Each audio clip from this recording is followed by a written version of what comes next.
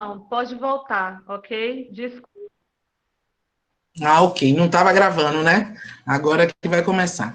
E a outra convidada é uma outra mulher guerreira, Shirley Pimentel, né? Shirley, a gente tem trabalhado juntas é, é, num processo de fortalecimento do Fórum Permanente Estadual de Educação Escolar Quilombola, né?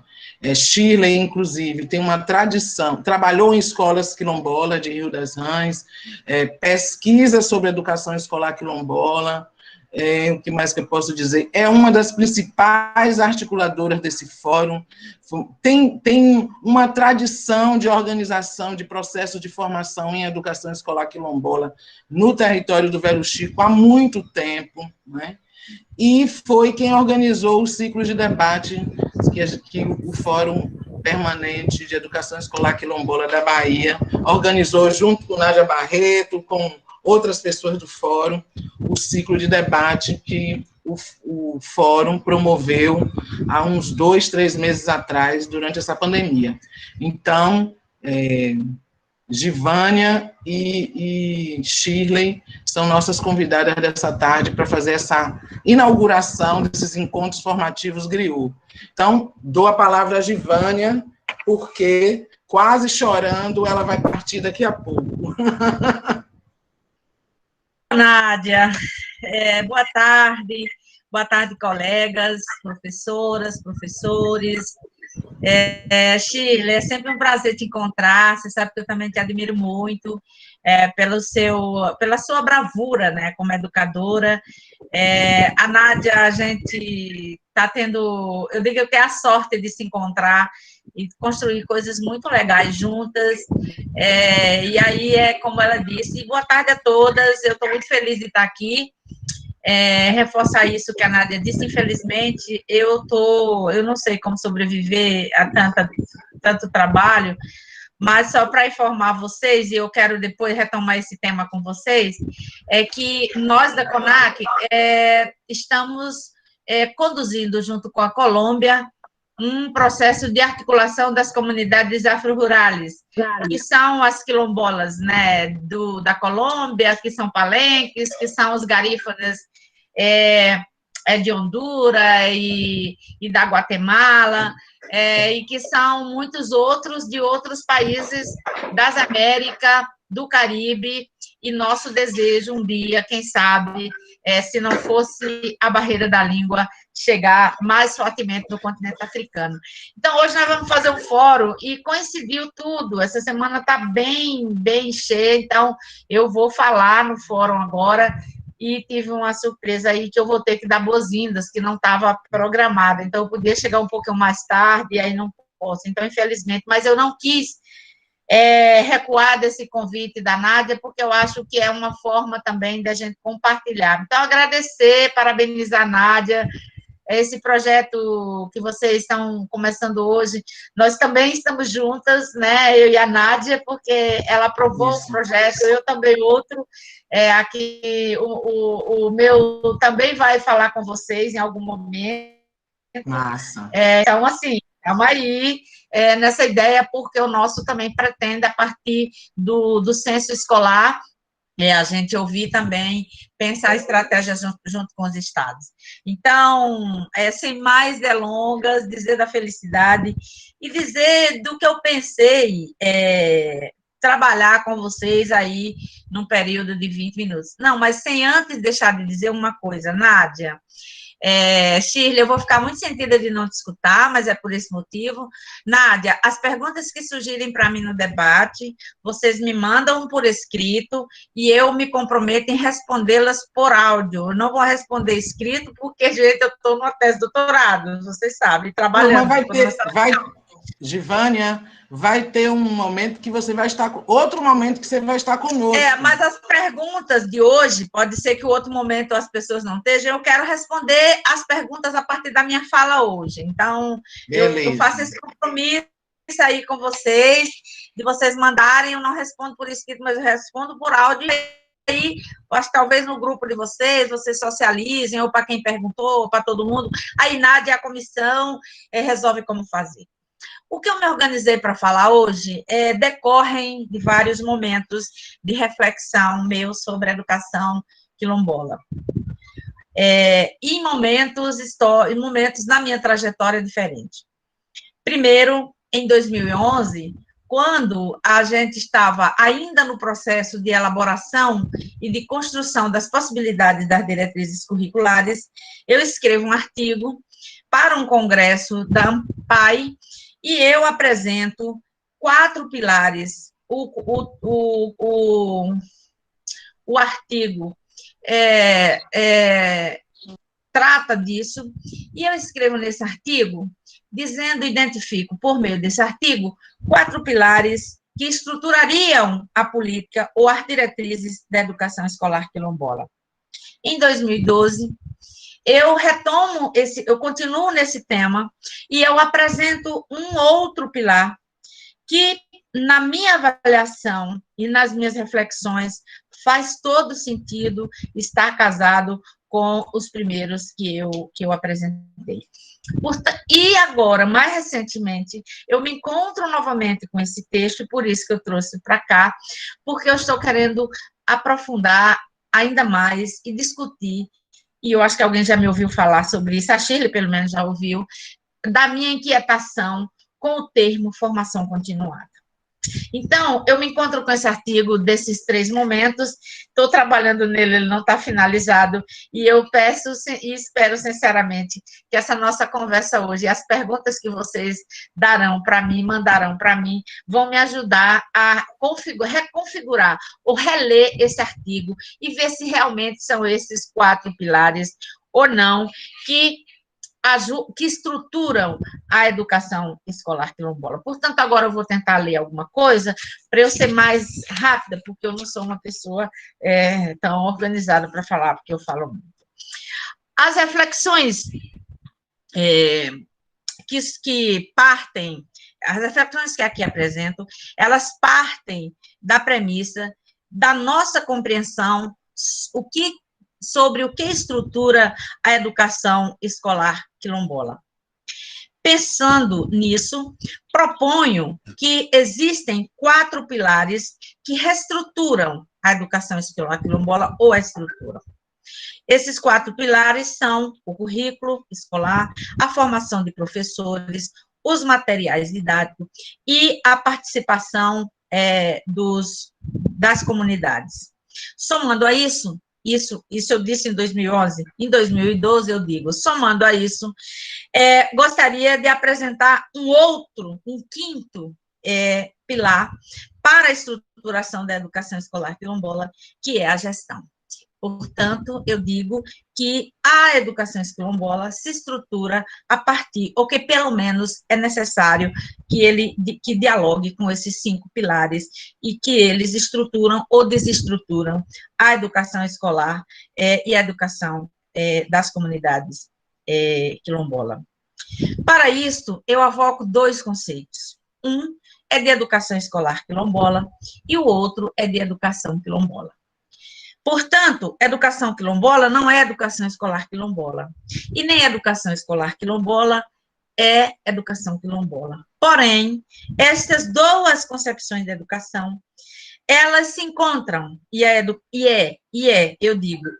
a educação quilombola que sustenta, que fomenta, que alimenta e que estrutura o pensar da educação escolar quilombola. Discutiremos, portanto, esses pilares, trazendo algumas contribuições do processo de elaboração da política quilombola. Eu digo isso porque a gente estava no processo de formação das diretrizes, né? Certamente, eu vou falar agora que nós estamos na luta para a implementação dessa política que já caminha para o seu 9º ano. A educação com e nas comunidades quilombolas reserva para si uma diferença particular. Entendemos, portanto, que o currículo, a formação de professores, os materiais didáticos, a participação da comunidade e a gestão precisam compreender os 2 conceitos. Digo isso porque a educação quilombola é muito maior do que a educação escolar quilombola. E ela não está sediada nos espaços, necessariamente nos espaços escolares. Ela está sediada na história, na memória e nos processos de resistência de cada comunidade, guardando para ela, para cada uma delas, as suas especificidades.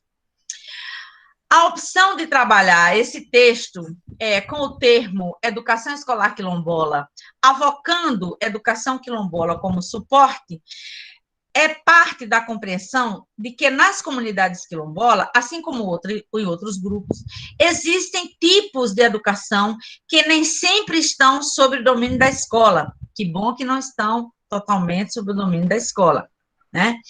O que não os torna menos importante para o interior destas, ou seja, não é menos importante para a escola o fato de não nascerem e de não residirem necessariamente dentro da escola. Queremos discutir o currículo, a formação de professores, o material didático, a participação da comunidade e a gestão, tentando identificar os conflitos que ocorrem nos espaços escolares, as concepções postas, e aí vocês já podem pensar quais são as últimas concepções que vieram para a gente. A BNCC pode ser uma delas, mas a gente pode ter vários outros planos municipais e estaduais de educação que foram obrigados a tirar a palavra diversidade, foram obrigados a abrir mão de várias palavras que fazem parte de bandeiras históricas do movimento negro, e que essas novas concepções, novas, entre aspas, porque elas estão ligadas diretamente ao racismo, elas estão ligadas diretamente ao patriarcado, elas tomaram mais força dentro dos legislativos, dentro dos governos, nos meios de comunicação, e fizeram com que fizeram disso filtros ou barreira para que a gente tivesse perdas enormes já na aprovação, elaboração e aprovação dos planos estaduais e municipais de educação. Esses conflitos, né, tentando dizer quem são esses conflitos, que conflitos são esses? Esses conflitos, eles nascem em decorrência das diferenças, inclusive das diferenças de pertencimento étnico, religioso, das questões de gênero, do poder econômico, ou de outras diferenças da natureza, que foram transformadas em desigualdades para justificar os abismos que existem entre pessoas da mesma cidade, do mesmo país, da mesma região, da mesma religião, mas que não comungam de uma igualdade de acesso. Esses conflitos têm provocado desigualdade, principalmente entre negros e não negros.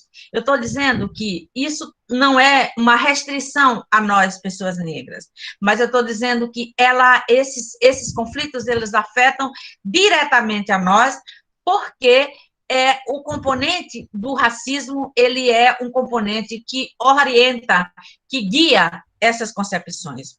Ao lidar com tudo isso nos espaços das salas de aula, pergunto eu, como lidar com tudo isso em uma sala de aula? Como as políticas públicas educacionais se relacionam com a questão racial e, em particular, com a questão quilombola? De antemão, é preciso considerar que as relações têm abrangência no âmbito local, regional e nacional e internacional. E por que eu botei internacional? Não tinha na primeira versão que eu escrevi. E por que eu botei intervenção internacional? Porque, mais do que nunca, nós estamos vendo o comportamento do Brasil baseado no que os americanos dizem, né? Eu só queria que a gente copiasse a quantidade de vacinas lá, já estava bom, mas a gente não copia. A gente só copia o lado autoritário, imperialista daquele país.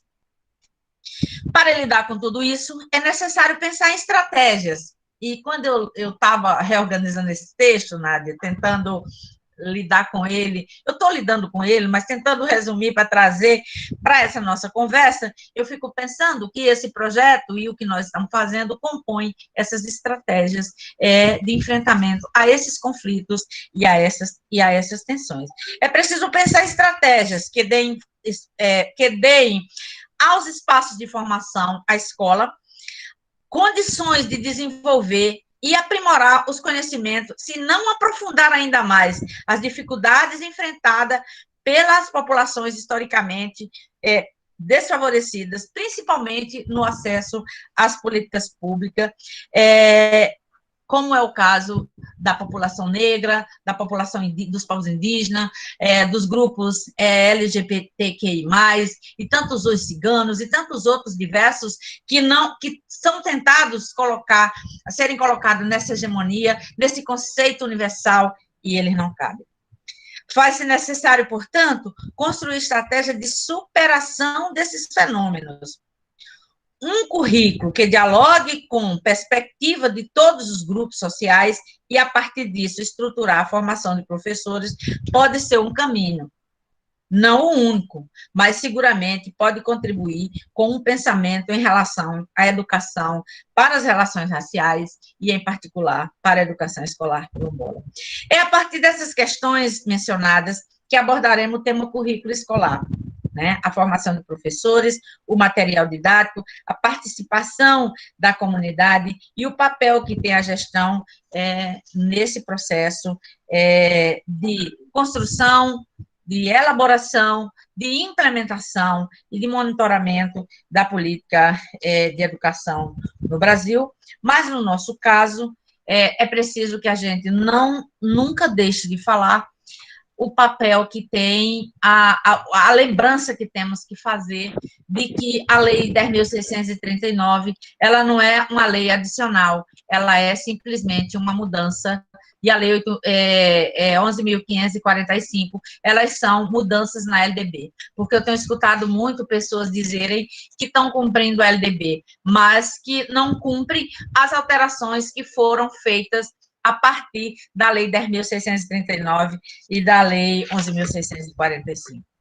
Nossas reflexões partem de uma indagação de como pensar um currículo, uma formação de professores e professoras, os materiais didáticos, a participação das comunidades quilombolas e a gestão, sem que a gente tenha hoje, até hoje, eu dizia em 2011, e eu vou ter que repetir agora, a não ser que eu deixe para fazer o artigo depois do censo, para eu terminar depois do censo, eu pergunto, quantas comunidades são no Brasil?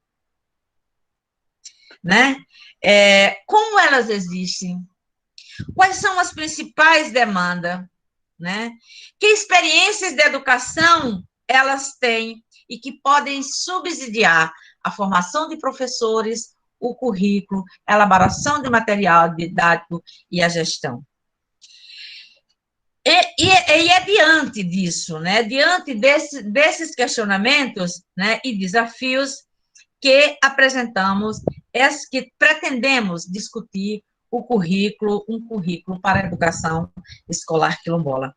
Este currículo precisará não mais silenciar os corpos, as mentes, as vidas humanas e não humanas, que são e estão interligadas com os territórios e com as territorialidades. Nós queremos, de alguma forma, que esses desafios sejam visualizados, porque só visualizados nós conseguiremos debater e encontrar, a partir das estratégias mencionadas atrás, saídas que possam pensar num currículo que seja capaz de formar professor, num currículo que valorize e fortaleça uma outra possibilidade de material didático, mas que esse material didático e essa formação de professores terá, sobretudo, o território como espaço de formação.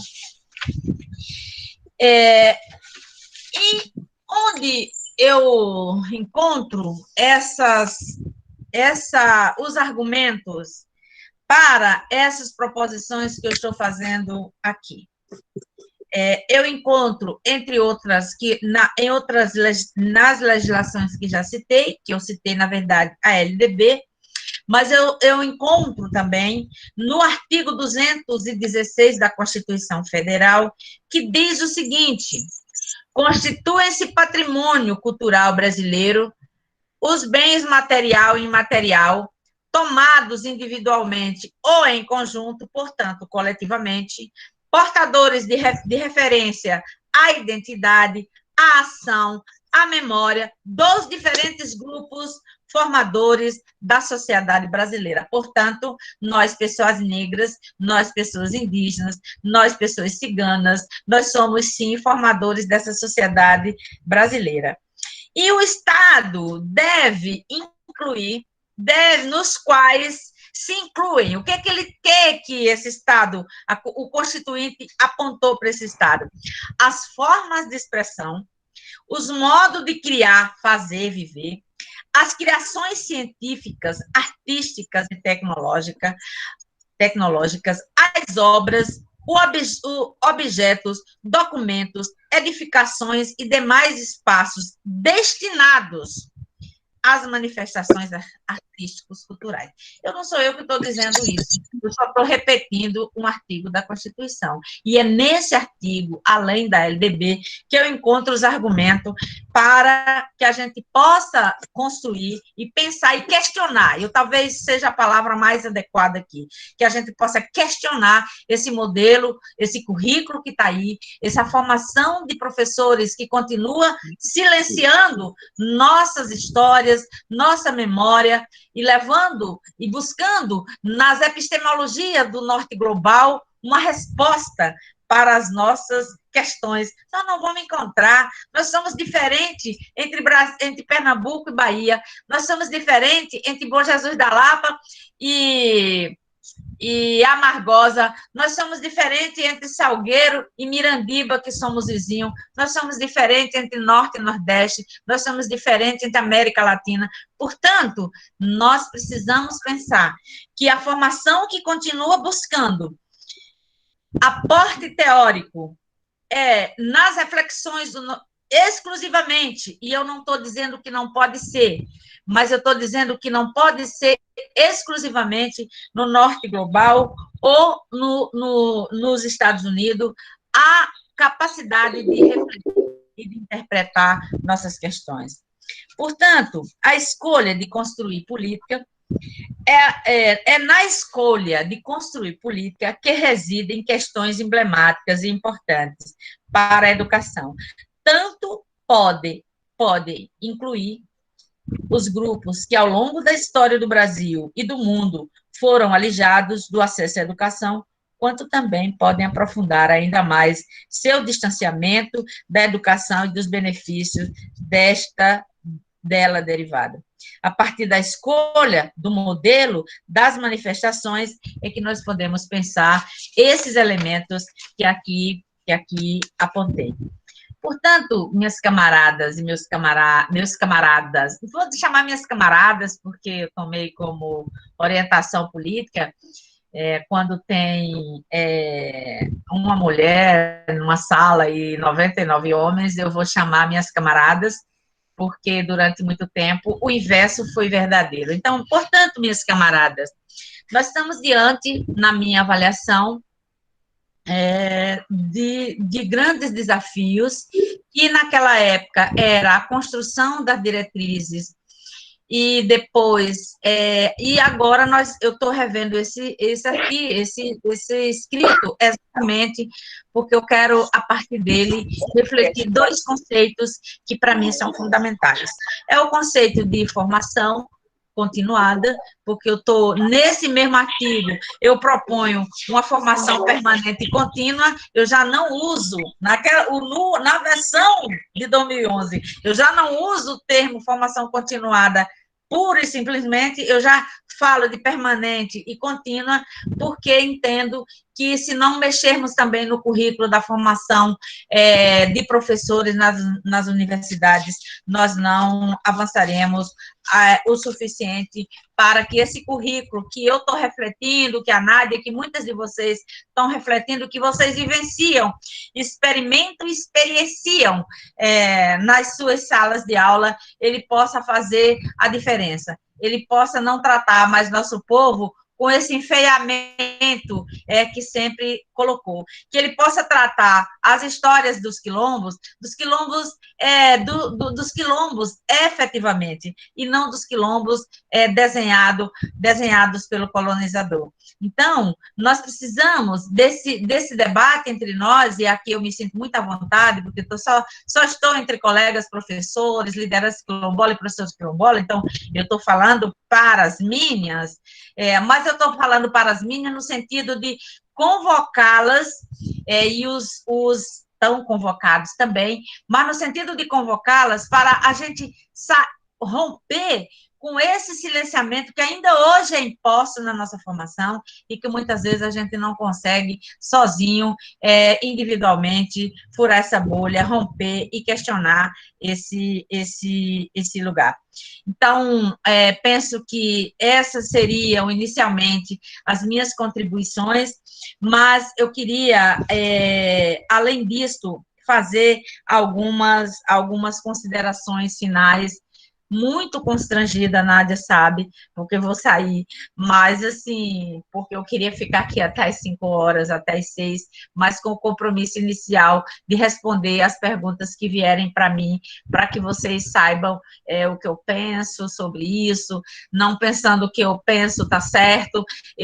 Eu acho importante a divergência de pensamento, eu quero muito que vocês discordem do que eu disse aqui, e é pena, eu vou deixar um aparelho ligado aqui para eu ver o chat, pelo menos, para acompanhar sem poder falar, porque eu vou estar noutra mesa, mas eu queria agradecer imensamente essa possibilidade, e, por fim, lembrar vocês que nós temos na CONAC um coletivo nacional que nós criamos em 2019, que promoveu, e vocês, alguns participaram, agora em 2020, a primeira jornada nacional virtual de educação, e que nós já ontem, em reunião que fizemos ontem, decidimos que nós vamos construir. Eu convido vocês a virem para o coletivo, a nos ajudar a construir o primeiro Congresso Nacional de Educação Quilombola. Então, esse é o convite que eu deixo aqui, e, por fim, finalizar mesmo, eu vou ler aqui os encaminhamentos e o que a carta do primeiro encontro recomendou, pedindo a vocês que acessem ela, que leiam, e que ela tá no site da CONAC, mas no final desse encontro, depois de um encontro e que foram os quilombolas que apresentaram, não foram os intelectuais não quilombola que foram falar como faz a educação quilombola, ao contrário, foram as quilombolas intelectuais que foram lá dizer, olha, nós fazemos assim currículo, nós fazemos formação assim, nós fazemos material didático assim, e chamamos nossos anciãos para dizerem para nós o que era.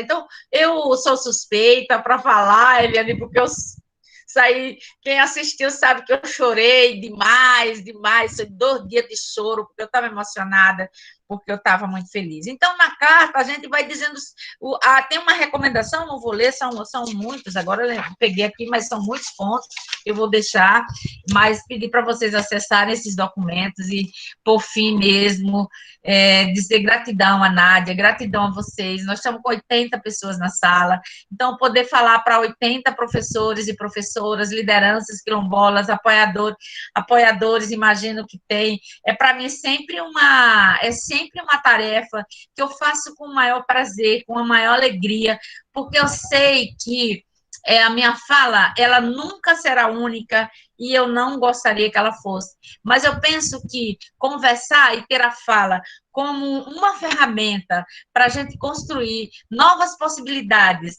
de uma educação quilombola que respeite e que se sustente, de uma educação escolar quilombola que respeite e que se sustente na educação na educação quilombola é dizer que essa escola nunca mais vai ignorar, nunca mais vai silenciar nossas histórias, nunca mais vai achar que nós somos folclore, nunca mais vai falar de nós só no 20 de novembro, nunca mais vai pintar uma criança para fazer uma apresentação, nunca mais vai pintar o dente da criança de carvão para poder fazer a peça do São João, porque dente podre é uma falta de política pública, não pode ser dado, e isso é um estigma do nordestino. Eu não gosto de andar com roupa rasgada, portanto, no São João visto a melhor roupa, portanto, não sou aquela pessoa desenhada nas escolas. Então, são questões que a gente vai naturalizando e a gente vai implementando neste currículo, e a partir dele, e que ele é violento, ele é opressor, e que às vezes conta com nossa força, sem que a gente tenha refletido sobre isso. Então, minhas queridas, um beijo no coração de cada uma das 80 pessoas que estão aqui, Nádia, e muito feliz mesmo pelo resultado desse evento. E eu volto aqui, acho que semana que vem eu estou aqui de novo, se Deus quiser, e as deusas vão querer, então vou estar aqui novamente, aí eu não tem nada nesse dia que vai concorrer. Não é América Latina e Caribe que vai concorrer, porque nós já vamos estar no outro passo. Tá bom, minhas queridas? Um beijo, viu? Beijo. Giva, muito obrigada. Eu já botei aí no seu WhatsApp para você enviar para a gente esse artigo. Está publicado, não está? Ele tem partes publicadas, ele tem um publicado, 2011, tem reflexões dele na dissertação, e eu estou reescrevendo. Então, a dissertação, Shirley já colocou aqui o link. A dissertação tem coisas dele, que agora minha reflexão, que não está fechada, é sobre os efeitos da BNCC, né? Que é Isso é importantíssimo. E o questionamento sobre a questão da formação de professores continuada. Esses são os dois elementos que vão contribuir com esse artigo na terceira reflexão, ou no terceiro encontro com ele. Tem uma pessoa linda ali mostrando um livro, que tem pedaços de coisas. Educação, luta política no Quilombo. Aí, gente. Exatamente. Escrevam. E a partir disso que eu estou falando. Para procurar. Então, minhas queridas, um beijo. Eu vou ficar acompanhando vocês. Eu vou desligar aqui, porque eu vou ligar o WhatsApp aqui no celular, porque eu vou ficar olhando vocês, pelo menos, e acompanhando as belezas. Shirley, meu coração, te amo. Não vou te escutar, mas você sabe quanto te admiro, e como está gravado, certamente. E esse projeto vai dar coisa. Esse projeto vai dar samba, certamente, para a Nádia, com essa garra, com essa energia. Um beijo para vocês, e muito obrigada pelo convite, Nádia. Você sabe que a gente está junta, e eu vim hoje nesse esforço de não falhar, sabendo Estamos juntas, sim. Não poderia ficar até o final. Vou indo, agradeço mas voltarei. muito. Beijo, Givânia. Então, gente, quantas reflexões, né? Então, a gente está começando bem. Como Givânia falou, quem quiser fazer perguntas a ela, pode botar aqui no chat, que ela vai responder. A gente vai encaminhar para ela e ela vai responder, né? E também ela vai estar aqui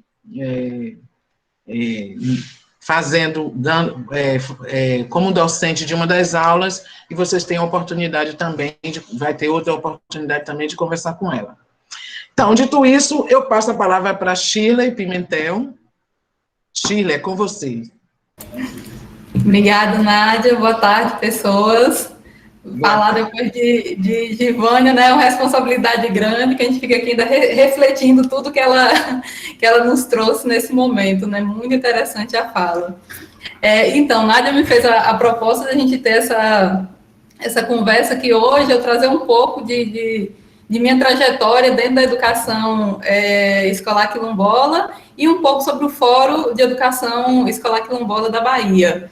Então, eu vou começar me apresentando, dizendo quem sou eu, e até essa minha trajetória até o momento que eu tenho hoje, refletindo sobre a educação escolar quilombola, né?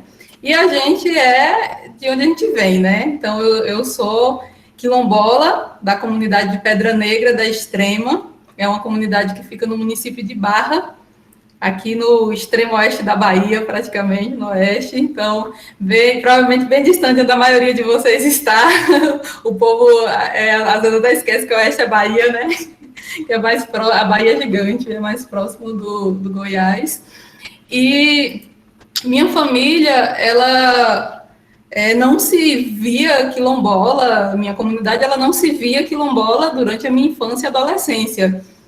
Apesar de sempre ter sido quilombola, né? Tem gente que fala assim, agora a comunidade virou quilombola. Não, a comunidade ela não virou quilombola, ela sempre foi quilombola, mas por conta de todo esse processo de negação do que a gente do ser negro, do ser quilombola, do ser de origem africana, a gente não se via quilombola, né? Até porque a nossa trajetória, enquanto pessoas negras nesse país, foi cheia dessa ideia de negatividade em tudo, né? Então, todo mundo querendo se afastar desse histórico, né?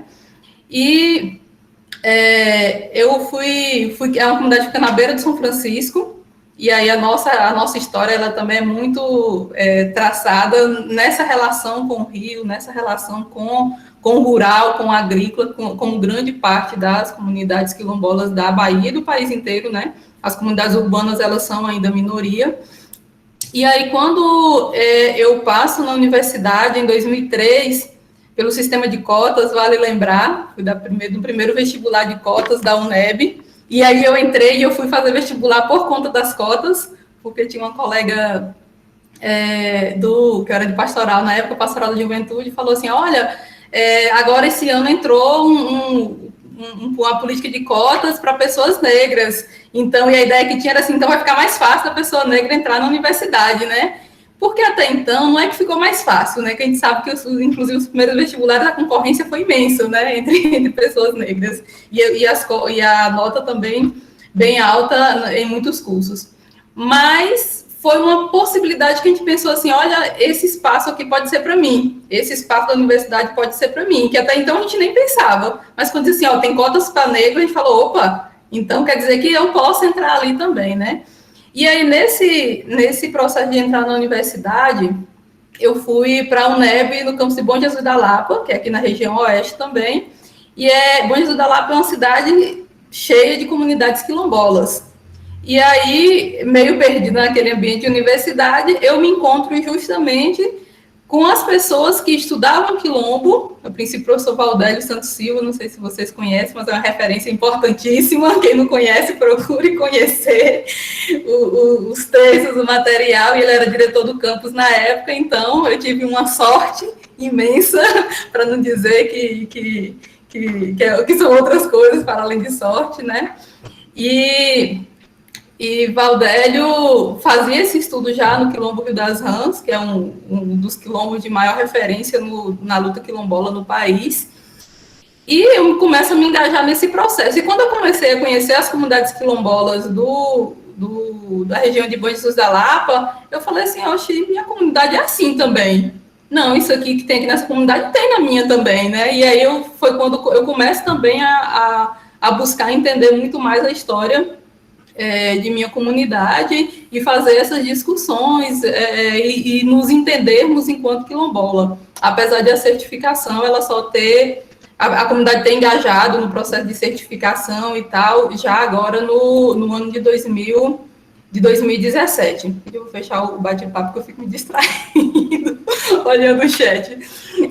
Pronto, isolei aqui.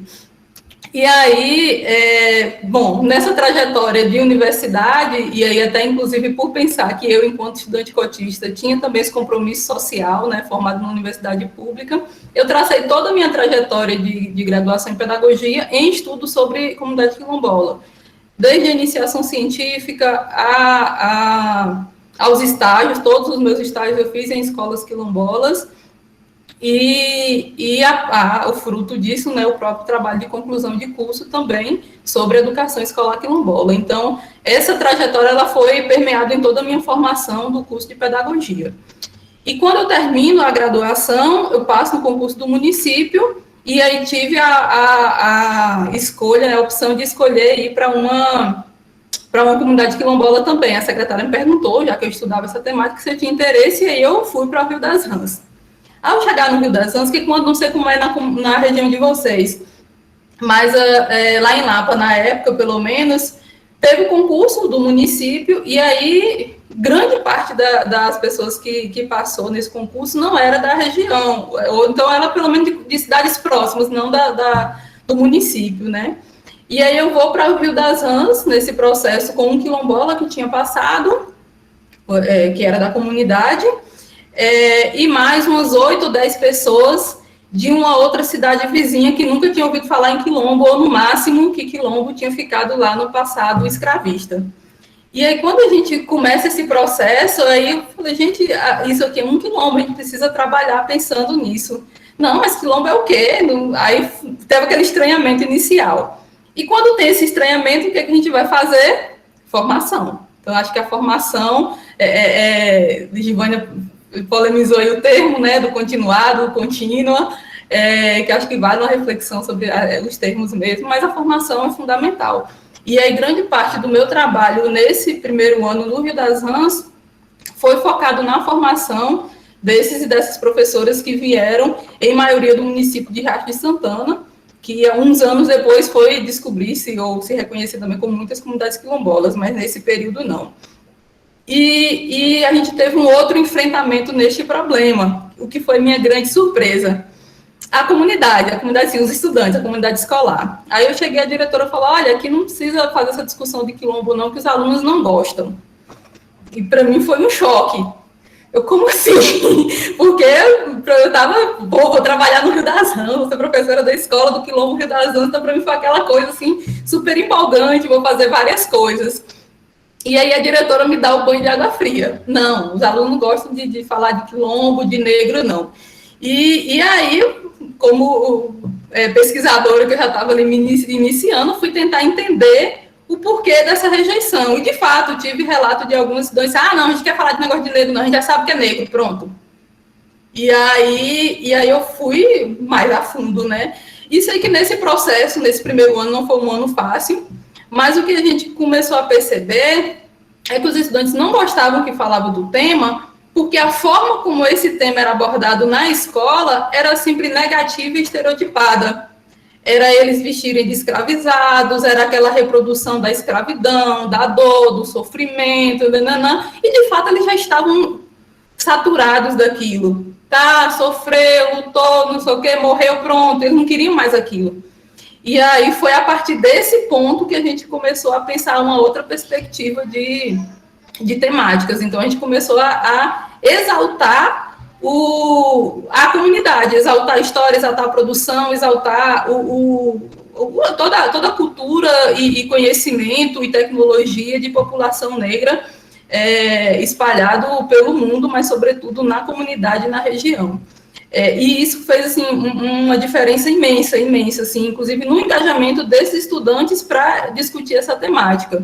Eu vou relatar um dos trabalhos que eu desenvolvi, que foi um trabalho com árvore genealógica, que é uma coisa muito interessante, assim, porque quando eles começaram a fazer, não é só descobrir pai, mãe, avô, é uma árvore genealógica um pouco mais profunda, né, como uma comunidade que mais de 300 anos, a gente começou a fazer esse trabalho, e nesse processo de conversar com o pai, com o avô, com o bisavô, que alguns ainda tinham vivo, sobre essa árvore genealógica, vieram várias histórias, e não só as histórias de dor, não só as histórias de sofrimento. Então, a gente conseguiu avançar bastante nesse processo com os estudantes pensando isso, né? Teve uma tentativa também de fazer uma espécie de museu, mas não deu muito certo, mas foi muito, muito interessante o movimento, porque a gente viu que as pessoas guardavam muita coisa de histórico da comunidade, de tradição. Aí a coisa das sambadeiras, iniciou-se um projeto de passar o samba de roda para as crianças menores, que perdura até recentemente. Algumas das escolas mantinham esse projeto, né, de passar das mais velhas e ir na escola ensinar o samba de roda. E aí a gente fez alguns momentos, ao invés da tradicional festa do Dia dos Pais, do Dia das Mães, apesar de manter, porque a escola já tinha essa tradição, mas esses momentos não era aquele momento de levar flor, de aquela coisa melosa que a gente vê. Era um momento de compartilhar, de ensinar o que conhecia, de fazer algumas trocas das vivências deles na comunidade. Não era um espaço somente vazio, daquela coisa de uma apresentação melosinha, entregar florzinha e coração, né? Apesar de que esses momentos também são legaisinhos. Mas a gente foi para além desse momento, muito mais de trazer essa família, a sua cultura, os seus costumes e valorizar aquilo. Porque uma coisa que era muito forte é que, assim, e que eu escutei de alguns colegas, vocês têm que estudar para ser alguém na vida. Vocês têm que estudar para sair daqui. Vocês têm que estudar para conseguir ir para a cidade. E aí, o ideal que eles estavam ali acostumados era esse, de que a escola era um espaço para que eles pudessem ser alguém na vida. Então, significava que eles não eram ninguém na vida, que a história deles, que a tradição deles, que essa... tudo que os pais dele produziam ali, que se mantinham ali, não era nada. Então, esse sentimento de negar a sua história, a sua origem, a sua realidade, foi muito o foco desse trabalho que a gente teve lá durante 3 anos dentro do Rio das Anjas, né? Ao sair do Rio das Anjas, eu fui para uma outra comunidade que não era uma comunidade quilombola, é uma comunidade rural mais próxima da cidade, não era uma comunidade quilombola, mas recebiam estudantes de outras comunidades, né? E aí, nesse processo, teve uma situação assim, que para mim ficou bem marcante. Daqui a pouco eu olho o chat, viu? Estou vendo subindo os trenzinhos, mas daqui a pouco eu olho. Um estudante chegou na escola, e aí, revoltada, eles iam de van e tal, um monte de transporte meio aleatório. E aí, era uma escola central que recebia gente de várias comunidades. E ela chegou revoltada porque o motorista não deixava ela sentar do lado dele, na cabine do motorista. E aí, mesmo que pegasse ela primeiro do que uma outra determinada menina que era de uma outra comunidade. E aí eu fui tentar entender a história, que ela estava lá toda revoltada mesmo. Ela disse, porque ele só deixa fulana sentar lá na frente só porque ela é branquinha. E, de fato, era uma menina que se destoava dos outros, né, em grande maioria de pessoas negras. E aí aquilo me marcou muito, porque, assim, às vezes a gente fala, inclusive, de formação de professores e professoras, e a gente não fala de formação do motorista, a gente não fala de formação do pessoal de limpeza, a gente não fala de formação de merendeiros, que são pessoas que estão ali também reproduzindo o tempo todo determinados padrões, né? E aí eu sei que nesse processo, era uma comunidade que eu não morei, diferente lá do Rio das Anjas, que eu ficava lá, ia na cidade só, a cada 15 dias, no fim de semana, essa comunidade eu ia e vinha todo dia. E aí eu não tinha tanto conhecimento da comunidade. E aí, depois desse fato, foi uma coisa que me motivou a conhecer mais de onde é que vinham esses meus estudantes, qual era a história deles. E aí, inclusive, a história, quando eu comecei a conhecer mais a história dessa dita menina da situação, a gente falou assim, não, isso aqui é uma comunidade quilombola. E a gente começou a mobilizar o pessoal do movimento quilombola lá da região, que é a CRQ, justamente para iniciar esse processo de conhecer, e aí a escola foi muito parceira nisso, né? A gente começou a fazer esse trabalho dentro da escola de buscar qual é a história dessa comunidade, de onde vocês vieram e tal, e conseguimos montar uma espécie de um histórico, que foi base para enviar para Palmares, e hoje é uma comunidade certificada, a partir desse processo que a gente iniciou lá a partir da escola. Então, assim, só para exemplificar muito a importância desse nosso trabalho enquanto educadores e educadoras para além da nossa sala de aula, né? Ele afeta muito mais do que só aquilo que a gente está dando ali na sala de aula. Às vezes não tem nem dimensão da potência que é nosso trabalho enquanto professores e professoras quilombolas. Bom, dando saltos aqui, isso foi, eu não estou dizendo nada de anos, né? Isso foi 2009, 2010. E aí, justamente nesse processo, começam-se as discussões para construção das diretrizes estaduais de educação escolar quilombola, em 2011, né? E, inicialmente, do Fórum de Educação Escolar Quilombola. Não sei se vocês conhecem, alguém já ouviu falar, conhecem o Fórum Permanente de Educação Escolar Quilombola da Bahia? Vou voltar aqui para o chat para ver, vixe, está bombando aqui. Daqui a pouco eu olho direito. Só dizer isso, vocês conhecem? Sim, Ariana, sim. Quem não conhece... Chile, não se preocupe com o chat, porque tem Ariane, Jéssica, tá tomando conta aí, tá? Pronto, ótimo. Ó, temos membros do fórum aqui. Lívia, sim. Maravilha. Alguns conhecem, outros não. Então, esse processo de formar esse fórum, de construir esse fórum, ele começa lá em 2010. Nádia estava à frente, né, da coordenação de diversidade, que puxa essa discussão. Então, o papel do fórum, ele é pensar as políticas públicas de educação quilombola no estado da Bahia.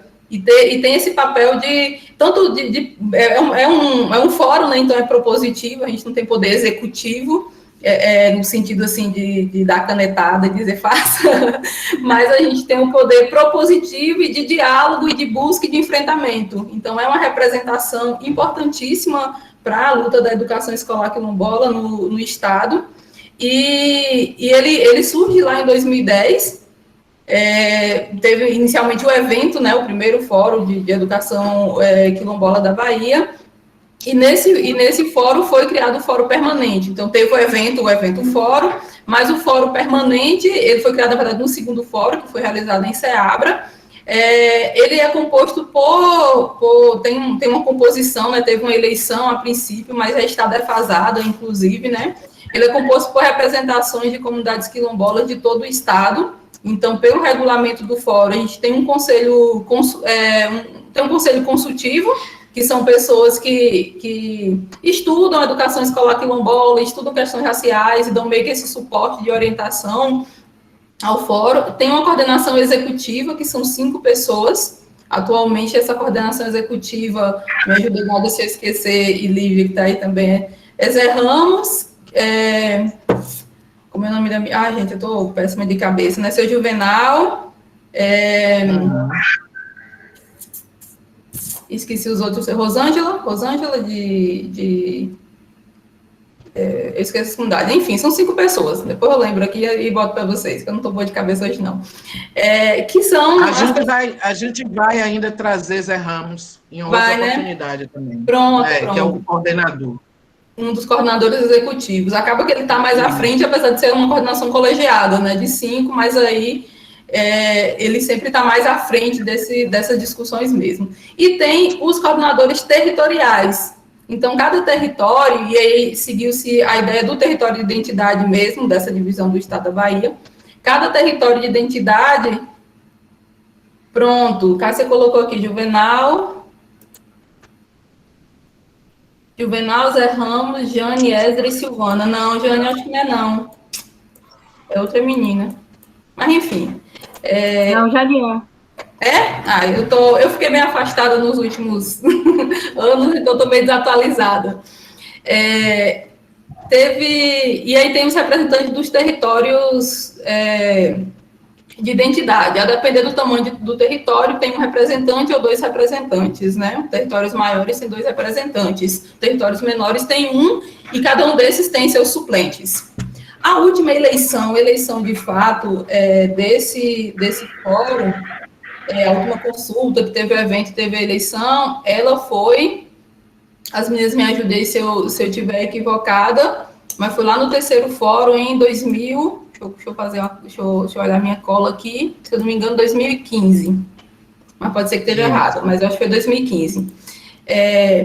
Daí para frente, teve uma recondução, esse processo eu já não estava, eu fiquei um tempo afastada, retomei agora recentemente, no ano passado, teve uma recondução justamente porque o suporte para fazer um novo evento, o suporte da secretaria para as reuniões não estava acontecendo da maneira como a gente solicitava. Então, assim, o fórum, apesar dele ser independente, uma organização independente, mas ele depende financeiramente desse suporte da Secretaria de Educação do Estado, para as reuniões, para a alimentação, para a hospedagem, porque são membros da Bahia inteira, né? Então, agora, no período da pandemia, a gente conseguiu fazer algumas reuniões virtuais, e aí não precisou depender da Secretaria de Educação, porque não tinha esse deslocamento, essa alimentação e essa hospedagem, mas com algumas limitações, porque as comunidades também têm suas limitações de internet, e inclusive de mobilização, porque, assim, na minha avaliação, e essa é minha mesmo, já coloquei para os membros do fórum, o fórum está um tanto desmobilizado, né? A gente retomou essa mobilização agora, mas, assim, porque isso é um grupo que está há bastante tempo,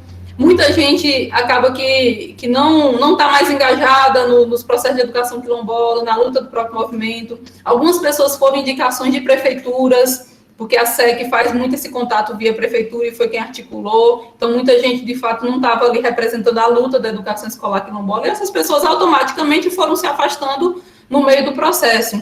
Então, poucas pessoas, de fato, ainda estão engajadas. Então, tem uma demanda aí de fazer novas eleições. Então, quem está aqui, que já falou, meu território não está, quem é, eu quero como participar, é muito ficar atento, porque vai ter um processo de mobilização, e essa mobilização ela é feita via lideranças quilombolas das comunidades e dos territórios, né? Então, e agora com esse aumento da divulgação nas redes, as coisas chegam muito mais. Então, quando acontecer o próximo fórum, quando tiver a eleição, a gente não tem como precisar agora, por conta dessa coisa da pandemia, né? A gente viu que fazer isso virtualmente talvez não fosse viável agora, justamente pela limitação de acesso à internet que as comunidades têm. A gente não quer que seja um processo que exclua, mas que ele tenha um debate, que ele tenha um aprofundamento, mas ele deve acontecer assim que a gente tiver condições sanitárias, inclusive, para isso, né? E aí, nesse processo agora de 2020, de tentativa de retomada dessa discussão, de fortalecimento desse fórum, inclusive de criar uma maior independência da Secretaria Estadual da Educação. Tem uma fala que Nádia fez muito nas nossas reuniões, não é a SEC que tem que demandar o fórum, é o fórum que tem que demandar a SEC, e estava acontecendo muito ao contrário, né? A gente atendendo demanda da SEC, e tem que ser o caminho inverso, é a SEC que tem que atender a demanda do que o fórum está solicitando, do que é melhor para a educação escolar quilombola no Estado. Então, é um espaço importante de luta da educação escolar quilombola, e que a gente precisa fortalecer esse espaço para que os nossos anseios, enquanto comunidade quilombola, enquanto professores e professoras quilombolas, cheguem nessas políticas públicas. E aí, a gente teve o processo de construção das diretrizes, tanto diretrizes estaduais quanto diretrizes nacionais, para a educação escolar quilombola, mas, na prática, a gente ainda vê poucos municípios implementando essas diretrizes, fazendo, de fato, uma educação escolar quilombola. E aí já aproveito para parabenizar esse curso, esse espaço aqui, parabenizar a Nádia, porque esses momentos de formação, eles são importantíssimos para que a gente comece a refletir, de fato, como está na nossa comunidade, como está na nossa sala de aula, e buscar fazer, na prática, uma educação escolar quilombola. E aí, só pegando uma ponte do que Givânia falou, da diferença, né, de educação quilombola e educação escolar quilombola. São diferentes, mas a educação escolar quilombola, ela não vive sem a educação quilombola. A gente não consegue, isso eu aprendi na vida, na prática, enquanto professora e também no meu processo de pesquisa, é que a gente nunca vai conseguir fazer educação escolar quilombola se a gente não conhecer a comunidade, se a gente não for conversar com os mais velhos, se a gente não for escutar nossos estudantes, se a gente não for entender que lugar é esse que a nossa escola está inserida. Se a gente for só o dador de aula, como eu comecei na minha última experiência de sala de aula, de eu ir dar aula e voltar para casa. Não que eu precise morar, mas eu preciso entrar mais, ficar mais imersa naquele universo e entender que comunidade é essa, que anseios são esses que meus estudantes estão trazendo aqui para a minha sala de aula. Por que esse motorista não deixa a minha estudante negra sentar na cabine do carro do lado dele, mas deixa a outra estudante branca? E aí entender o que é que está por trás disso, né? Então, acho que fazer educação escolar quilombola é entender como é que essas comunidades educam suas crianças, todo esse processo, é entender a educação quilombola, né? E aí, indo mais para a coisa da pesquisa, em 2013 eu entrei no mestrado na UFBA, e aí eu já vinha da graduação, da iniciação científica, do estágio, eu não ia estudar outra coisa, né? Vamos aprofundar mais a educação escolar quilombola. E aí eu fui fazer um estudo numa comunidade que, dentre outras questões, eu queria chamar a atenção aqui para um elemento que eu acho fundamental e que eu tenho visto na maioria das comunidades, inclusive na minha, que é o que alguns autores chamam de trabalho como princípio educativo. A gente fala muito dessa coisa do educar para trabalhar, educar para ser alguém na vida, educar para tal. E o que a gente tem percebido nessas comunidades quilombolas é que o processo de educação e o processo de viver, e não só nas comunidades quilombolas, né, mas pegando o que a gente está colocando, eles não são separados. Você não é estudar agora para depois executar. Ele está ali imbricado o tempo todo. E aí, eu vou pegar um exemplo aqui dos pescadores. Minha comunidade ela é majoritariamente de pescadores e agricultoras. E aí, a gente vê o pescador, por exemplo, e depois eu quero ouvir como é que é na comunidade de vocês. Ele compra a linha para fazer a rede, por exemplo, na rua, na cidade, compra, beleza. Mas ele não está submetido ao processo de produção capitalista da cidade. Ele compra a linha, mas é ele que produz a rede, é ele que vai determinar qual é o tamanho da malha, para qual tipo de peixe, qual é o local do rio onde ele vai usar determinado tamanho de malha, ou vai usar o anzol, ou vai usar um outro tipo de instrumento, qual é a época do ano adequada para pegar cada tipo de peixe, e é ele que vai pescar, e é ele que vai tratar esse peixe, é ele que vai consumir ou revender o excedente desse peixe. E só nesse exemplo aí da pesca, a gente vê uma série, uma infinidade de saberes, de conhecimento e de tecnologias imbricadas aí.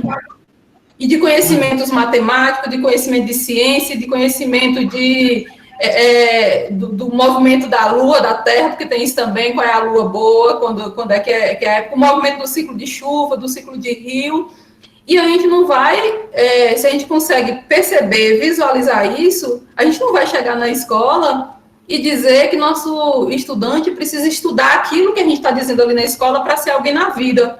Porque tudo que ele aprende ali, porque a criança está ali aprendendo o tempo todo, não tem o dia da aula de ser pescador, mas ele está ali aprendendo o tempo todo aquilo, ele vai saber conhecer os sinais da chuva, os sinais que a natureza está dando, os sinais que o rio está dando, para aplicar aqueles conhecimentos. Então, tem ciência e tem tecnologia o tempo todo imbricada nessa prática cotidiana dessas comunidades quilombolas. E aí, só para dar um exemplo de quanta riqueza que é o fazer uma educação escolar quilombola. Então, acho que é um pouco disso que eu trago nessas reflexões. Claro que eu só dei um exemplo, mas tem uma série de outros, né? Se a gente for pegar agricultura, se a gente for pegar culinária, a criação de gado, aqui na região tem bastante, não sei como é o contexto de vocês, nessa diversidade, nessa imensidão que é Bahia, né? Mas o ponto de riqueza em que nós, enquanto escola, podemos trazer dessas comunidades para fazer, de fato, a educação escolar quilombola. E aí, quando a gente diz que tem que contextualizar, e não é novidade, né? Educação escolar quilombola, assim, é novidade com esse nome, digamos, de 2010 para cá, mas a ideia de educação contextualizada, de conhecer a realidade do estudante, isso já vem aí de muito tempo, né? De muito tempo. Isso a gente estudou desde nossa formação, eu fiz magistério, já se dizia isso. E quando a gente fala que tem que contextualizar, que tem que trazer a realidade do estudante, não é só pegar, por exemplo, ao invés de eu dizer lá, conte 2 maçãs, eu tinha 2 maçãs, comi uma, não sei o quê, e botar peixe ao invés de maçã. Não é isso não é contextualizar. Não é só trazer como exemplo, ao invés de eu dar um exemplo do morango que o menino não viu, eu vou dar um exemplo do imbu, que ele conhece. Não é só isso.